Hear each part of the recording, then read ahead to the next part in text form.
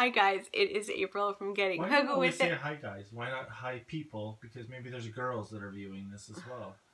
I mean, you want to be equal opportunistic, so you need to be like, hello, YouTubers or people. I'm just gonna do what I always do. Yeah, but why do you say guys? It's what I do. But change it up. No, I'm not going to change it up. Hi guys, it is April from Getting Huggy with it. Today I need to share with you what I read in January. Warning, it's pitiful. I thought it was 4, it was actually 3. Very, very bad. Let's get into it.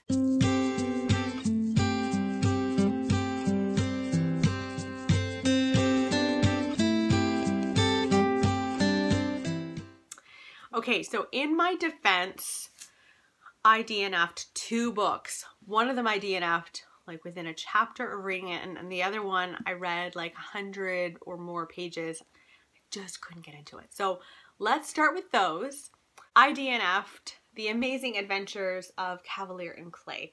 This is the winner of the Pulitzer Prize. I don't remember what year, but I should be very clear. It's very well written. There's nothing wrong with the writing of this book.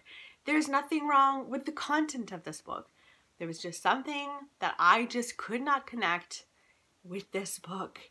Every time I thought the story was going in one direction and I would get excited for a scene, it would go in the opposite direction. And that's not the book's fault. It just means that I felt like there was something just not working. It's like when you go on a date with someone and they're fine. They're more than fine. They're wonderful people. They're just not yours. They're just not you, you know? Anyway, so I DNF'd it. I'm going to be passing that along. This is one of the 19 books I was planning on reading in 2019. That list is not going well. I'm reading them. The list itself, hits and misses. Hits and misses? Yeah. The other book that I DNF'd in a hurry, because I was not getting on with it well, and it was in my 19 books I want to read in 2019, is The Storyteller by Jodi Picoult. I'm so glad that I read even the slightest little bit of this book, because now I know Jodi Picoult is not for me. I hate her writing, like despise her writing, at least in this book, and I will not be picking up another book. She is not for me. I find it really bad. So here's a couple of examples of what made me DNF it immediately. Like, I was rolling my eyes. There's one example in here where it's a bereavement group, the support group for people who are dealing with loss. And this woman, Sage, our main character, goes there, and she runs into an old man who is also on his way there, but he's lost. Like, he's wandering the building, he can't find the room. And he says to her, "I'm lost." And she says, "Aren't we all lost?" And I was just like, did you just do that? Because that's so cliche, so corny, so awful. So there was that. And then there was this other part where she's introducing herself to him.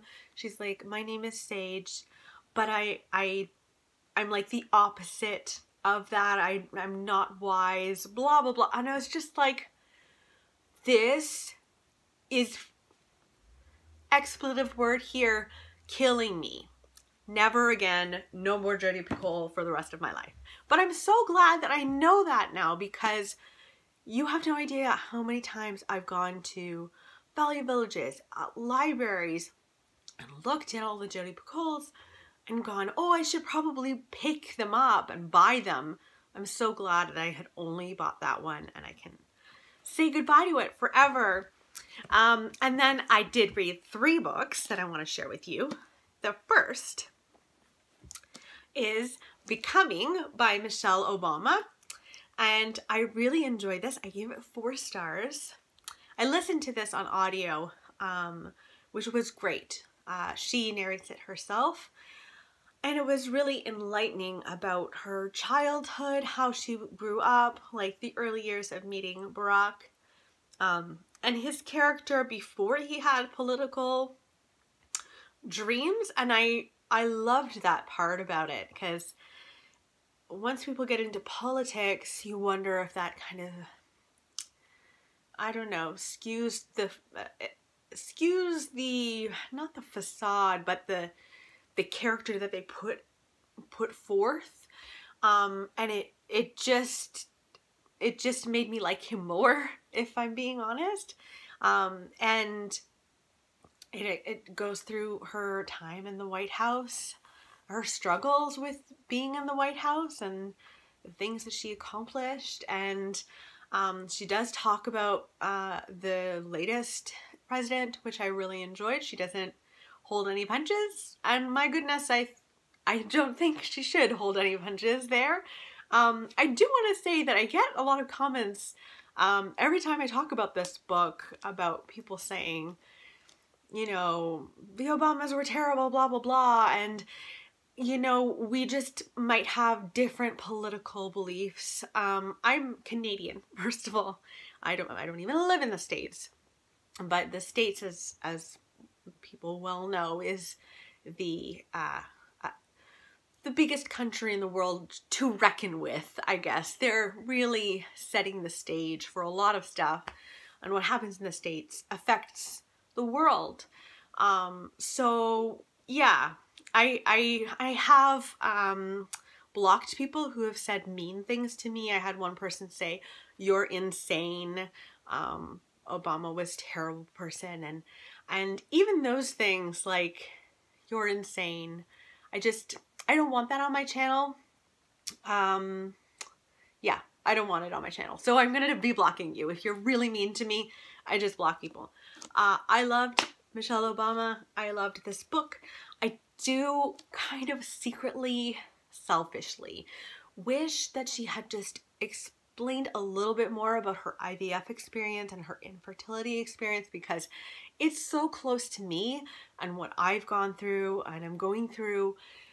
And yeah, I wish she had, but I also understand, like, this is going to be read by, like, so many people. It's the #1 book being sold in America, and I think across the world it's very popular, and I can understand holding a little bit back.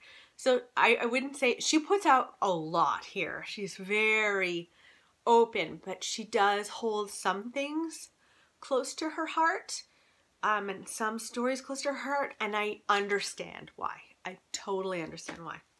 But yeah, 4 stars, loved it. I also read my best friend's Exorcism, which I loved. I gave that 4 stars as well. Lots of 4 stars for January. It was so much fun. It takes place in the 80s. I think it's like 1988. And it takes place in the States, and we're following these teens.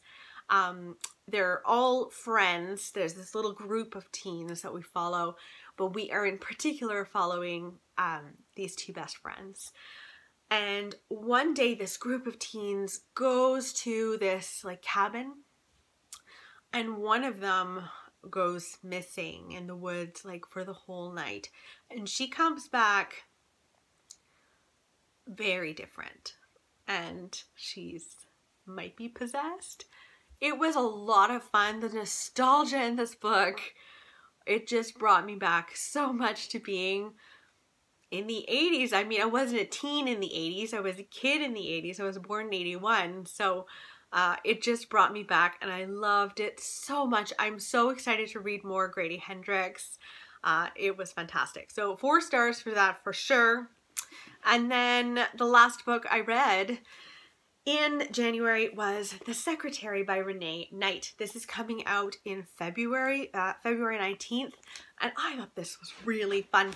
It's a thriller, and this is the one that I read, like, cover to cover when I was ill and off work. I read this, and it's a character thriller. We're following a secretary and her employer, who's a woman, who's, like, very accomplished. And she's also very manipulative. And it's about their relationship with each other. Our main character is the secretary, and She'll do just about anything for her boss. She really will. She loves her boss and she wants her boss to be happy. But she almost crosses the line sometimes about what she should and should not do. She's not always appreciated.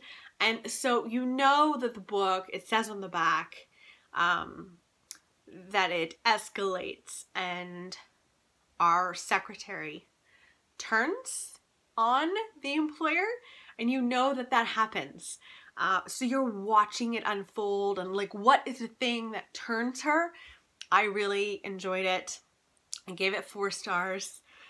Renee Knight is a fantastic thriller writer. Yeah, 3 books.